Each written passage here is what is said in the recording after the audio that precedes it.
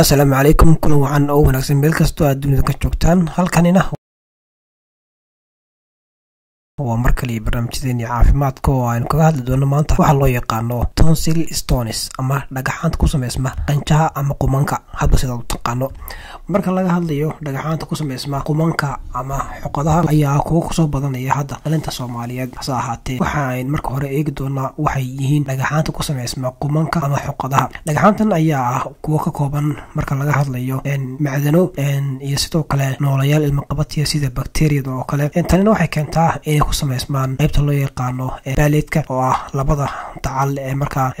carabka qaybtiisa dambe si kastaba ahaatee adaba khatar ugu jira marka laga hadlayo in qofka ay ku dhacaan tan inta badan waxa uu sabab noqon kara infekshanada ama caabuqyada ku dhaca dhuunta oo kale waa ay sabab noqon karaan hadii marka qofka ay ku soo noqdaan oo laga daweyn waayo dhagaxaanta ku sameysma xoqadaha ama qumanka ayaa sidaan sheegnay waxa ku jirta bakteeriya taas oo marka ku tahaaran marka laga hadlayo guud ahaan marka la eego qaabkooda sare waa kuwa marka siibanaya oo aad moodo inay leeyihiin saliid marka qofka ay ka soo baxaan waxaan sheegnay inay macdan ay ku jiraan macdanaha waxa kamid ah calcium salt salaano kale macdana kale iyagoo marka ku jira dhagaxaanta marka qumanka ama xoqadaha inta marka laga yimaado inta badan waxay ku jiraan oo dhagaxaantaasi laga helaa qaybta loo yaqaano platain tonsils oo marka labada dhinac ee marka qaybta ugu dambeysa carabka marka laga hadlayo dhagaxaantan xoqadaha ama qumanka ku sameysma xajmigoodu intee ayuu leeyahay waxa lagu qiyaasaa miisaankooda inuu leeyahay 3 gram ilaa 42 gram marka eegto waa kuwa marka aad u yar xajmigoodu yahay mid marka fudud oo marka ahayn kuwa marka qof inta badan uu dareemi karo gaar ahaan marka qofka ay soo dhaafayaan calaamadaha lagu garto ama astaamaha maxaa kamid ah inta badan qofka isagu marka leh dhagaxaanta ku sameysma qumanka ama xoqadaha ma laha calaamado lagu garto hase yeeshee waxa kamid ah calaamadaha inta badan la tilmaamo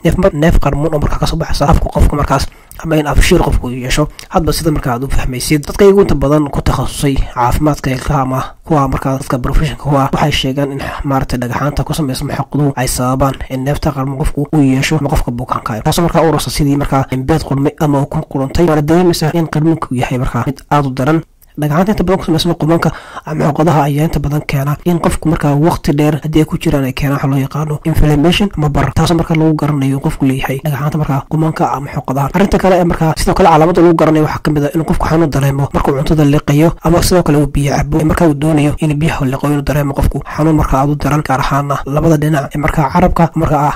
ay dhuunta ku xiran tahay waxyaabaha sababa dhagaxaanta ku sameysma xoqadaha ama qumanka iyo sidoo kale siyaabaha loo baaro marka laga hadlayo waxyaabaha sababa inta badan waxa ugu burburka cuntooyinka waxyaabaha hadhiga iyo sidoo kale noocyo kala duwan oo bakteeriyada gaar ahaan waxa ugu caasan bakteeriyada loo yaqaano Streptococcus iyo sidoo kale noocyo kale oo kamid ah fayraska kaas oo kamid yahay fayraska keena suuga hargabka ama duriga waxa loo yaqaano influenza virus inta marka laga yimaado waxyaabaha sababa dhagaxaanta ku sameysma qumanka ama xoqadaha waxa la sameeyaa in lagu baaro radiology ama raajo taasoo markaa tusaysa qaabka iyo sidoo kale sameysanka dhagaxaanta ku sameysma xoqadaha ama qumanka siyaabaha loo daweeyo dhagaxaanta ku sameysma xoqadaha ama qumanka inta badan waxa la doorbidaa in qofku isticmaalo daweynta guriga kaasoo markaa ku luqluqanaya iyo midxleen iyo sidoo kale in qofku si iskiisa ka soo saari karo dhagaxaanta maadaama yihiin kuwa la arki karo iyadoo markaa taxadir badan la muujinayo inta marka laga yimaado hadii qofka dhibaato caafimaad ku hayaan gaar ahaan xajmigooda aad u weynaado dhagaxaanta waxa la soo jeediyaa in la sameeyo qalliin marka qofka laga soo saarayo taasoo dhici karta in dhammaan laga wada saaro xoqadii ama qumankii iyo sidoo kale in qayb kamid ah laga soo saaro marka laga hadlayo dhagaxaanta qumanka ama xoqadaha hadii qofka laga daweyn waxay keeni karaan inay soo bedelaan in marka ay bararaan qanjihii ama xoqadihii taasoo marka keeni karta inay noqdaan xaalada loo yaqaano guud ahaan marka laga hadlayo 10% inta badan waxay keenaan sidaan sheegnay xanuunada ku dhaca marka qanjaha ama qumanka sidoo kale dhagaxaantan waxay ku badan yihiin dayarta marka loo eego caruurtu ay yihiin marka kuwa dhif iyo naadir ku ah tani kula dambe ku maasantiin dhageysigeena nabadgeliyo